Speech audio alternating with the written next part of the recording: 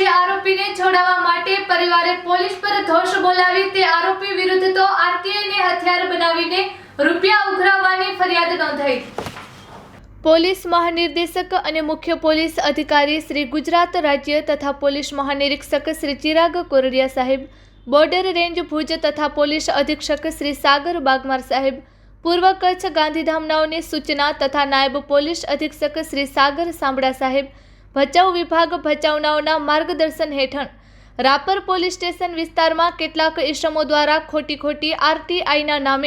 અરજીઓ કરી કાયદાનો દુરુપયોગ કરી લોકોને કનડગત કરતા હોય તેવા ઇસમો વિરુદ્ધ કાયદેસરની કાર્યવાહી કરવા સૂચના હોય, જેથી આજરોજ રાપર પોલીસ દ્વારા આરટીઆઈ ઇસમ હરેશ નામેરીભાઈ રાઠોડ રહે આરોગ્ય કેન્દ્રની સામે રાપર તાલુકો રાપર જિલ્લો કચ્છવાળા વિરુદ્ધમાં ₹5 લાખની ગેરકાયદેસર રીતે માંગણી કરી અને જો ફરિયાદી ₹5 લાખ ન આપે તો ખોટા કેસોમાં ફસાવી દેવાની તથા જામીન રદ કરાવવાની ધમકી આપી ખંડણી કર્યા બાબતે ગુનો દાખલ કરી કાયદેસરની કાર્યવાહી કરેલ છે। આ સફળ કામગીરી police inspector Shri J B. Bubadiya તથા police sub inspector Shri S V. Katariya તથા રાપર પોલીસ સ્ટાફ દ્વારા સદર કામગીરી કરવામાં આવેલ છે।